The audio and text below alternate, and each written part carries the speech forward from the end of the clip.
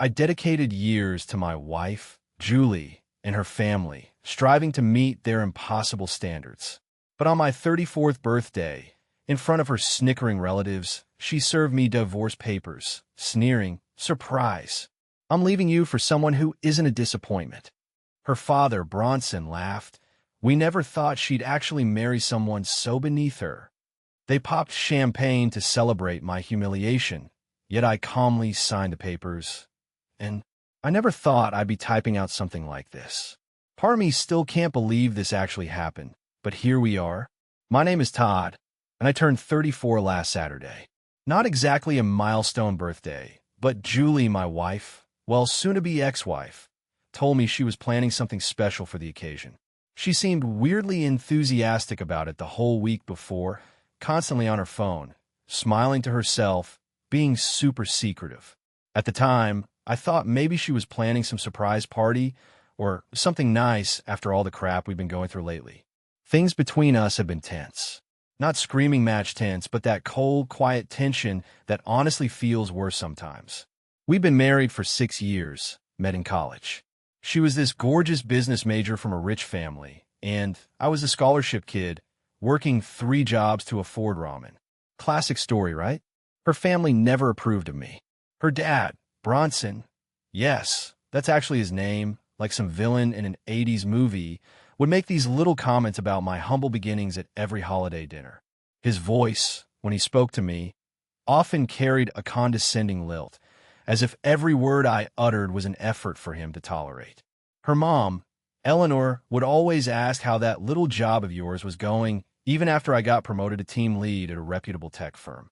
It was like I was trapped in a perpetual entry-level position in their minds, regardless of my actual accomplishments. The scent of Eleanor's overly sweet perfume at their sprawling mansion always made me feel claustrophobic, like the air itself was too rich for me. My wife, Julie, was undeniably beautiful, with a polished charm that radiated from her even when she was just standing in a room. Her parents had groomed her for a life of effortless elegance, and she embraced it. She was always perfectly put together, her hair impeccably styled, her clothes subtly expensive. There was an air of casual superiority about her, a silent expectation that the world would bend to her will, a trait she inherited directly from her parents. She rarely raised her voice, but her disappointment could be conveyed with a single, slow blink or a drawn-out sigh that seemed to drain the warmth from the room. She was always polite, almost saccharine when her family was around, projecting an image of the perfect daughter, the doting wife. But beneath that veneer, I often felt an unsettling coldness, a transactional quality to her affection.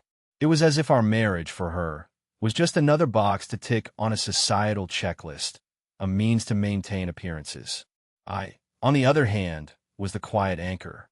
I was the one who consistently provided a stable income, who managed our household budget down to the last penny, who fixed leaky faucets and battled stubborn internet routers. I was the one who listened patiently when Julie complained about her demanding boss or her overbearing mother, offering practical advice and quiet comfort. Yet, these contributions were invisible to them, and increasingly to her. My triumphs at work, the complex coding challenges I solved, the clients I secured, they were met with polite nods and quick changes of subject. I craved their approval, especially Julie's. I believed if I just worked harder, earned more, was more successful, I could finally earn their respect, and perhaps her full love. This need for their validation was my biggest blind spot, a weakness they exploited without a second thought. Then there were the constant Instagram posts from Julie, subtly showing off our apartment, which wasn't fancy enough for her family, but was the best we could afford in the city. She kept posting these captions about making the best of things or simple living, like we were some charity case. It stung. Every time, a subtle jab at my perceived inability to provide the lifestyle she yearned for. She was always comparing our life to her cousin Nova, who married some hedge fund guy and lived in a damn mansion. I was putting in overtime, saving every spare dime for a down payment on a real house, but it was never enough. What they didn't know, couldn't fathom, was the truth of my financial situation. While they continued to see me as the scholarship kid who landed a decent, but not flashy tech job. I had quietly, meticulously built a different life. My tech job was actually a high-level, remote consulting role for an offshore firm, paying significantly more than they'd ever imagined. On the side, I'd cultivated a niche in cybersecurity, taking on freelance contracts that paid exceptionally well. My savings for a house were already substantial, tucked away in diversified investments they knew nothing about.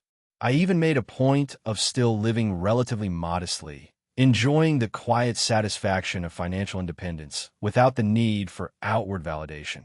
I continued to funnel a portion of my earnings into Bronson Properties, their failing legacy real estate development business, believing I was helping secure Julie's future.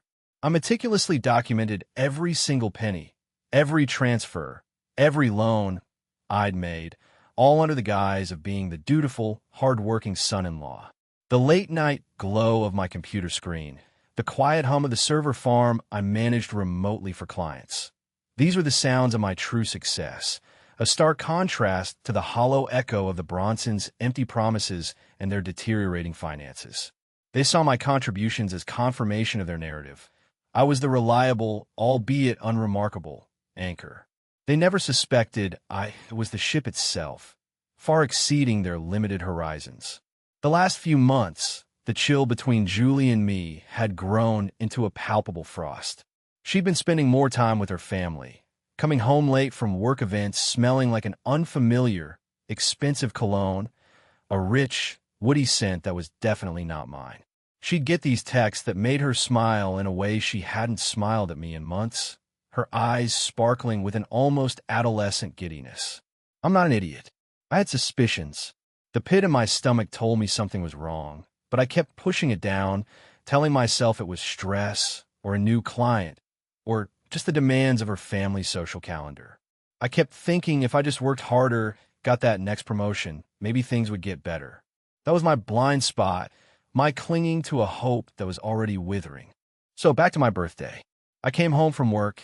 Yes, I had to work on my birthday. Welcome to adult life. And the apartment was empty. Julie texted, saying to meet her at her parents' place for my surprise.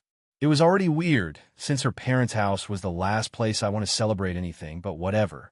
I figured maybe she was trying to smooth things over with them, to show some semblance of family unity. A small, foolish part of me even hoped it was a genuine gesture, a turning point where we could finally address the chasm growing between us. I drove towards their McMansion, the setting sun casting long, mocking shadows across the perfectly manicured lawns of the suburbs. The air, crisp with the coming autumn, did nothing to settle the knot of anxiety that had tightened in my stomach. I was about to walk into a surprise, all right, just not the kind I was expecting. I pulled up to the Bronson mansion, its imposing facade gleaming under the late afternoon sun. My stomach twisted, but I took a deep breath, forcing a semblance of calm. The sprawling lawn, usually a stage for their meticulously planned garden parties, was silent. No festive balloons, no cars lining the street. Just Julie, waiting by the grand oak door, her smile wide, but not reaching her eyes. It was a practiced smile, a performance. A chill, sharper than the autumn air, ran down my spine. "Todd, darling," she chirped, a false sweetness coating her voice. "Come in, everyone's waiting." The moment I stepped into the cavernous living room, I knew. The air crackled with a strange, expectant silence, thick and heavy like humid summer air before a storm. The room was full of people. Her parents, of course, their faces a mixture of smug satisfaction and barely contained anticipation. Her sister, Annabelle, stood near the fireplace, her expression unreadable, a flicker of something that looked like discomfort in her eyes. There were a couple of cousins, some family friends I recognized from past, equally forced gatherings. They were all holding champagne glasses, not clinking them, but holding them poised, waiting for me. Julie closed the door behind me, the soft click echoing in the sudden stillness. "Todd, we have something special for your birthday," she announced, her voice too loud, too bright. And then Bronson, her father, snickered.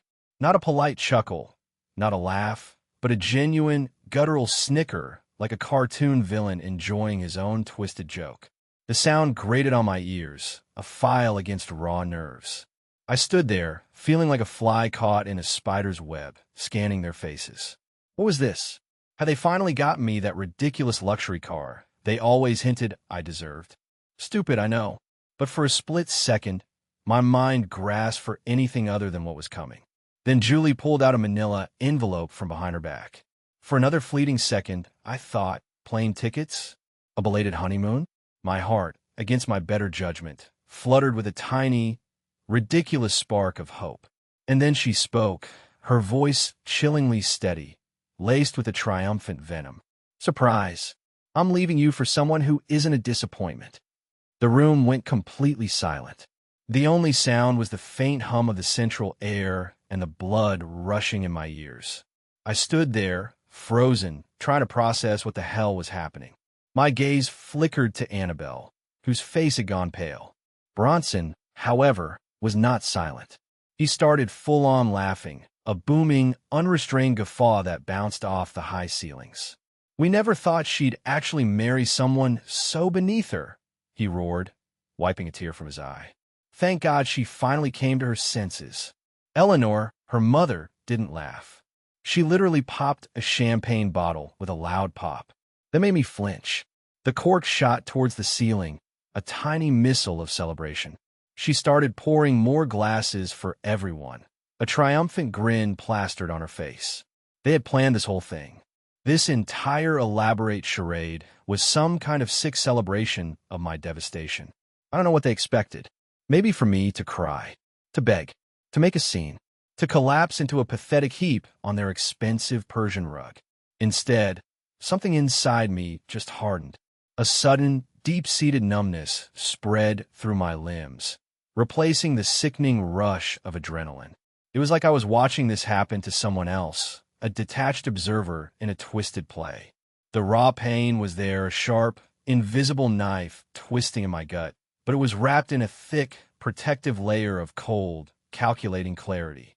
I looked at each of their smug, expectant faces. At Michael, his eyes gleaming with malicious satisfaction.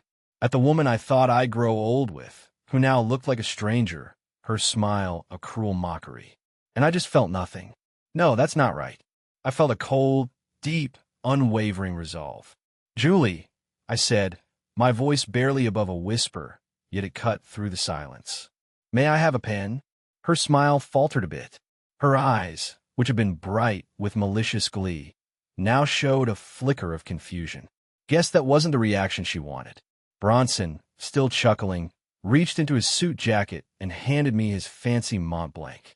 The weight of it in my hand felt ironic, a symbol of the world he thought he inhabited, the world he assumed I longed for.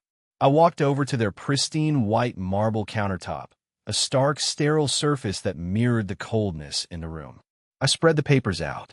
Divorce papers, already filled out, just waiting for my signature. Every single line. I signed them all without saying a word. No one said anything. The only sound was my pen scratching paper, and someone awkwardly clearing their throat, perhaps unnerved by my composure. When I finished, I capped the pen, handed it back to Bronson, and looked directly at Julie. My voice was chillingly steady, a whisper that carried the weight of years of silent suffering. Thanks for the birthday gift, I said. Best one I've ever received. Then I walked out. Didn't slam the door. Didn't curse. Didn't look back. Just left. While they stood there in confused silence, their champagne still fizzing, their faces contorted with a mix of surprise and annoyance that their grand spectacle hadn't yielded the desired emotional breakdown. That moment, their bewildered faces when I didn't break down, was almost worth the whole humiliation. Almost. I got in my car and just drove. No destination in mind. The raw, searing pain began to surface, a burning in my chest, a prickling behind my eyes.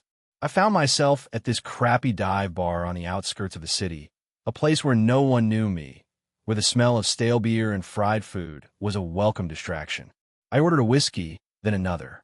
I stared at my phone as Julie's text started coming in. Why didn't you say anything? Are you seriously not going to fight for us? You're just proving my point by running away. About 3 drinks in, something shifted. The numbness wore off, replaced by a cold, building rage. Not the explosive kind that makes you do something stupid. This was the calculating kind, the kind that makes you want to burn someone's world down methodically, piece by piece. See, what Julie and her family didn't know was how much dirt I had.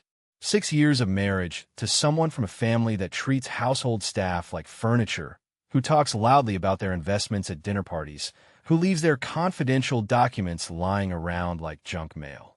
You hear things. You see things.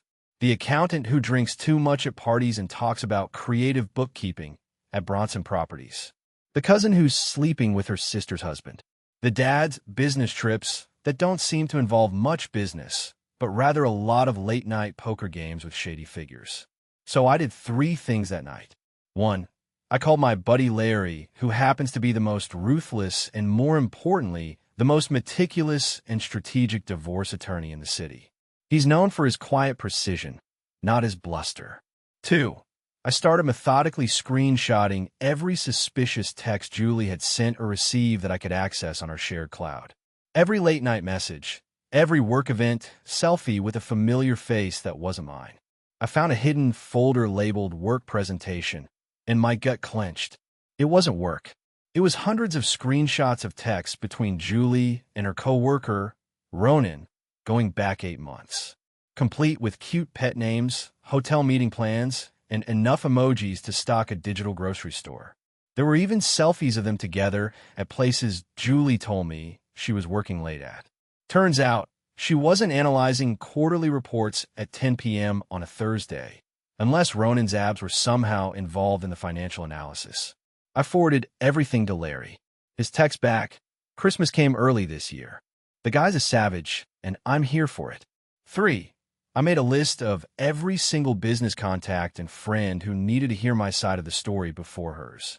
I wasn't going to launch a smear campaign, but I was going to ensure that when her version of events started circulating, there was a well-planted counter-narrative of my integrity and their long-standing pattern of deception.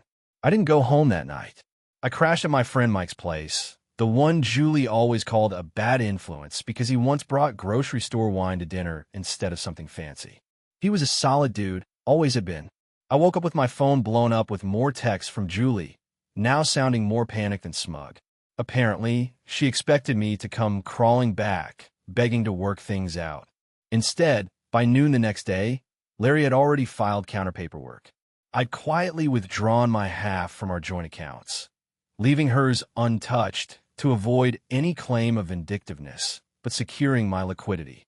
And while she was probably having brunch with her family, laughing about how devastated I must be, I'd rented a storage unit and moved all my important personal stuff. It's been a week now. I'm staying at an Airbnb while I figure out my next move. Julie's gone from smug to confused to angry to frantically calling me every hour. Her last text said, "This isn't how this was supposed to go." No, Julie, this isn't how any of it was supposed to go. The divorce proceedings began with a glacial pace that belied the fury simmering beneath the surface. Larry, true to his reputation, was a maestro of legal strategy. He never raised his voice, never indulged in theatrics, but his quiet precision was far more devastating. Julie, initially confident she'd get a significant settlement, including alimony, because she sacrificed career opportunities for our marriage, quickly learned the hard truth. Larry actually laughed when he heard that particular claim. Turns out those sacrificed opportunities are hard to prove when you've been spending your work hours sending dirty texts to your coworker instead of, working, he deadpanned. The affair evidence was our ace. Julie's family had always positioned themselves as these perfect, upstanding community pillars. Bronson, her father, was constantly posting on LinkedIn about family values and integrity in business. The threat of their precious daughter's affair becoming public knowledge during divorce proceedings, particularly in their tight-knit, image-conscious social circles, made them suddenly very agreeable to Larry's terms. It wasn't about justice for them. It was about reputation management. One weird moment came when I was clearing out the last of my stuff from our shared apartment. Julie showed up unexpectedly, the first time I'd seen her since the birthday ambush. She looked different. hair all messy, wearing sweatpants, which she never did before. She started with this whole speech about how she made a mistake, how Ronan wasn't who she thought he was, how maybe we could talk about reconciliation.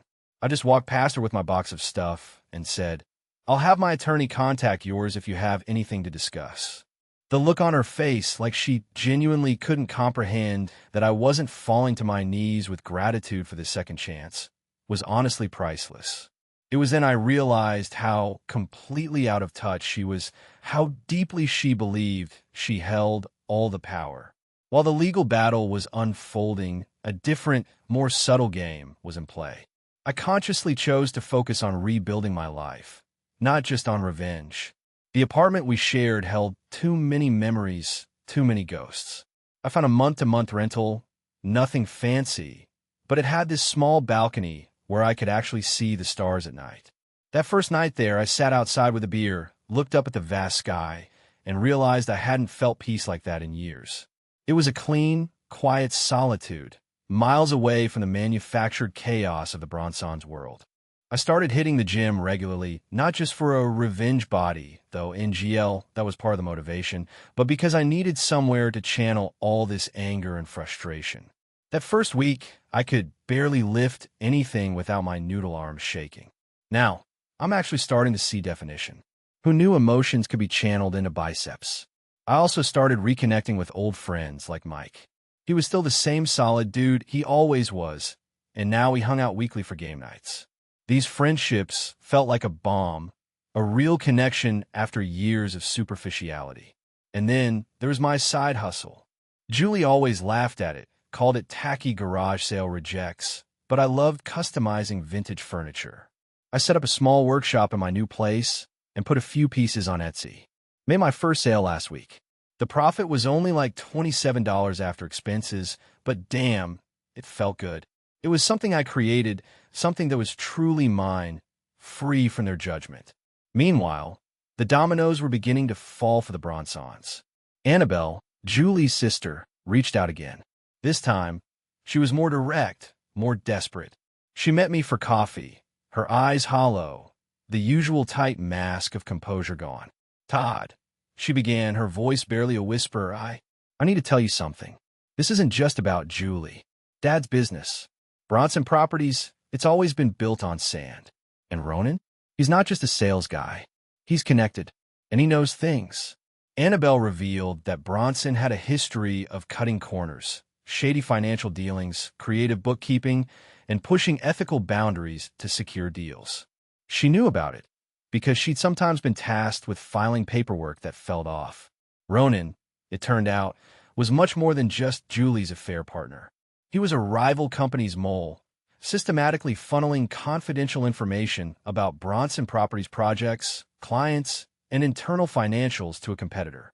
Julie, in her love-struck delusion, had inadvertently helped him by massaging reports and vouching for his fabricated numbers. When Bronson finally discovered Ronan's industrial espionage, he erupted. He fired Ronan on the spot. Ronan, seeing his utility gone, promptly dumped Julie. He literally just ghosted her, Annabelle said, a bitter laugh escaping her lips. Once he couldn't get anything more from Dad, he was gone. Took a bunch of confidential client lists with him, too. It was all a setup. This reveal publicly shattered the Bronsons' meticulously crafted image. The news of Ronan's true nature and the subsequent internal investigation within Bronson Properties circulated like wildfire through the local business community. The whispers turned into shouts. Bronson Properties, already struggling from years of mismanagement, now faced a full-blown crisis. Investors pulled out, crucial deals collapsed, and formal legal investigations began into Bronson's shady financial stuff. The exact cutting corners Annabelle had hinted at, now exposed by Ronan's deliberate, spiteful actions. The family's assets were immediately frozen. It was a total meltdown. The once mighty Bronson empire was collapsing. They were forced to sell their opulent McMansion, the very symbol of their success and superiority, to cover mounting debts and legal fees. Michael, the golden child, who had lived his life on his parents' dime, was suddenly adrift, forced to confront the harsh realities of their financial ruin. His marriage, I later heard, was already strained by his newfound lack of privilege. Meanwhile, I was quietly thriving. I moved out of the month-to-month rental into an actual house I bought with my own savings. Nothing fancy, just a small 3-bedroom in a decent neighborhood with a yard where I could finally get a dog. My furniture side hustle was doing okay. Not quitting my day job okay, but enough to fund my coffee addiction and pay for streaming services. I even got regular customers now who specifically requested my style. Still weird to think people actually like the stuff Julie used to call tacky garage sale rejects. I had also met Mia, a kind, incredibly intelligent woman who worked as a business consultant. We'd started seeing each other casually, just friends at first, but it was the healthiest relationship I'd had in years. She was brilliant, empathetic, and genuinely appreciated me for who I was, not for what I could provide or what image I projected. She represented the genuine connection and healthy dynamic I had craved for so long. The contrast between her and Julie was stark, like a clear mountain stream next to a stagnant pond. The anger and resentment that had fueled me for months slowly began to subside, replaced by a profound sense of calm and genuine happiness. I was free, and for the first time in a long time, I felt truly, completely myself. The silence on Julie's Instagram, once a daily barrage of #BlessedLife posts, became a stark visual representation of their downfall. While my posts were occasional, hiking trips, furniture projects, nights out with friends, nothing flashy, just me living a normal, happy life, her best friend accidentally liked one of my photos at 2 a.m., then quickly unliked it. I knew they were watching. Last night was what would have been our anniversary. I was sitting on my new balcony, the cool evening air a welcome caress, scrolling through Twitter, feeling pretty okay, actually, when my phone lit up with a text from Julie. "Todd, please, I know you probably hate me, but I can't stop thinking about where we would be if I hadn't ruined everything. I miss your terrible jokes and the way you always made coffee for both of us, even when we were fighting. The apartment feels so empty now. Ronan was a mistake. My family was wrong. I was wrong. Please can we just talk? I'm not above begging at this point." I stared at that text for a full hour, typed and deleted about 15 different responses. A part of me, the old, naive part, ached. The anger was still there, but it was different now, less consuming. It was a dull throb rather than a searing fire. The thing is, 6 months ago, I would have given anything to get a text like that from her. Now, I wasn't even sure what I wanted anymore. The anger was still there, but it was different now, less consuming. In the end, I just put my phone down and went to bed without replying. I chose my peace. This morning, I woke up to find she'd sent 5 more messages overnight, each more desperate than the last. The final one just said, "I'm parked outside your building, please come down." I looked out my window. Sure enough, there was her white Audi in the visitor parking, lights off. She was just sitting there, looking up at the building. I closed the blinds and made coffee. Part of me wanted to hear what she had to say. Another part knew that opening that door, even a crack, would undo all the progress I'd made. And a small, petty part that I'm not proud of wanted her to feel exactly what I felt that day at her parents' house. Life is weird, man. 6 months ago, I thought my world was ending. Now, I'm actually starting to think whatever comes next might be better than what I had before. Around 7 a.m., I debated what to do. The petty part of me wanted to just close the blinds and let her enjoy her car camping experience, but I'm not actually a monster. So, I threw on sweats and a hoodie and went outside. The look on her face when I tapped on her window was rough. Her makeup was smeared, hair unwashed, wearing what looked like the same clothes from her last Instagram post 3 days ago. She scrambled to unlock the door, almost falling out in her rush to talk to me. The first thing I noticed was the smell. Not like BO, but that stale fast food and desperation smell you get from living in your car. Second thing I noticed was she'd lost weight, a lot. Julie was always thin, but now she looked almost gaunt. She started rambling immediately, half crying, half talking. It took a minute to make sense of what she was saying. Apparently, Ronan, the affair guy, wasn't just sleeping with her. He was also funneling information about her family's business to competitors. Once Julie's dad found out, he fired Ronan, who promptly dumped Julie and disappeared with a bunch of confidential info. but gets better. Julie, in her infinite wisdom, had been covering for Ronan at work, changing reports to make his numbers look better because she was in love. When everything came to light, Daddy Dearest finally had enough and cut her off completely. No more job at the family business, no more allowance, no more paid apartment.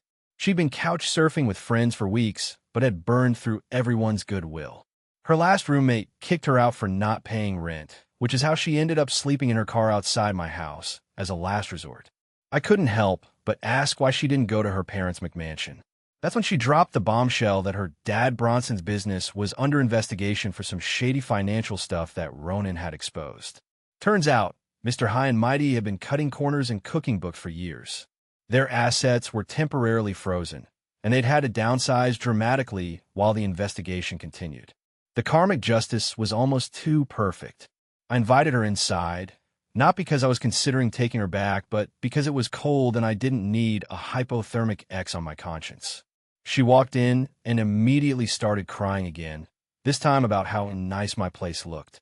It's literally just normal furniture with actual plants I've managed to keep alive, but compared to her living in a car, I guess it was the Ritz. We sat at my kitchen table, and I made coffee while she talked. The whole story came pouring out.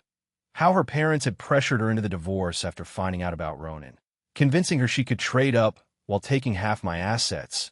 How they'd planned the whole birthday ambush as a way to humiliate me, so I'd sign quickly without fighting.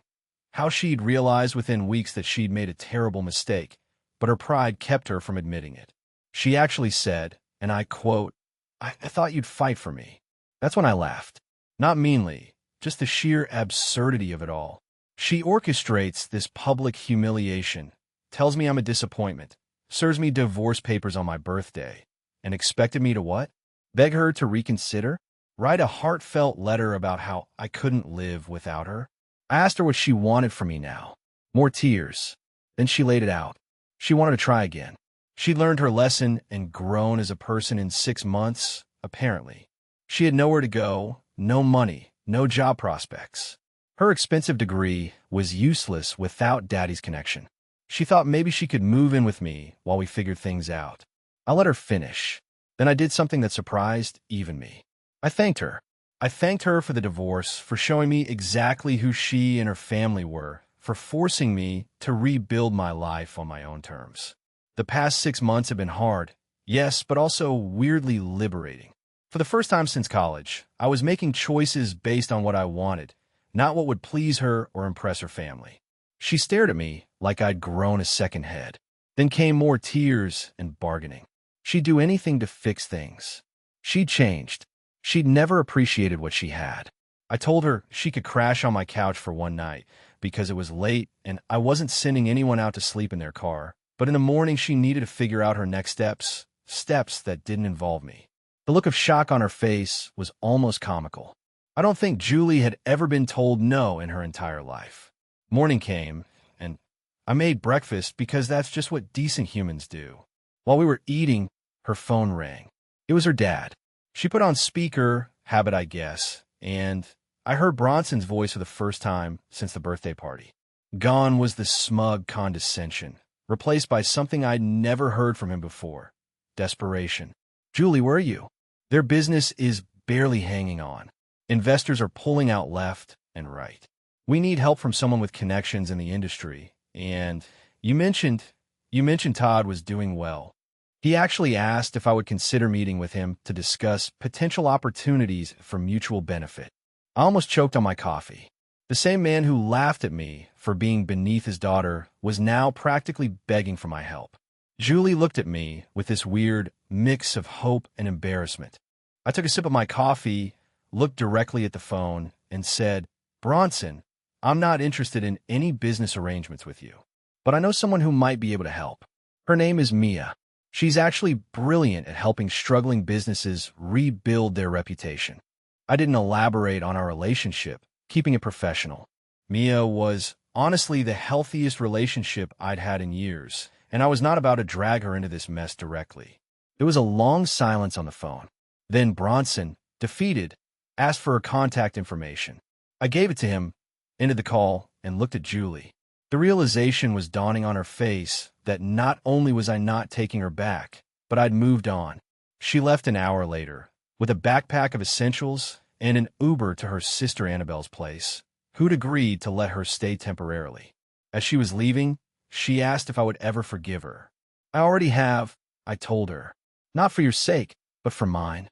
Holding on to anger was exhausting, and I have furniture to refinish and a dog to adopt. Speaking of which, meet Max, the three-legged rescue pit bull I adopted last weekend. He drools on my couch and steals my socks, but he's the best decision I've made in years. So that's the end of the Julie saga. 6 months from champagne, celebrating my devastation, to sleeping in her car outside my house. Life comes at you fast. I don't know what happens next for her. I hope she figures her out. I hope her family learns something from all this. But mostly, I'm just looking forward to all the things I never got to do when I was trying to fit into their world. Traveling without worrying about luxury accommodations, making furniture without being told it's embarrassing, getting a dog that sheds all over everything. For those who followed this whole crazy story, thanks for the support, the advice, and occasionally calling me out when I was being a dick. It helped more than you know. Anyone else come out the other side of a nightmare and realize it was actually the best thing that ever happened to you?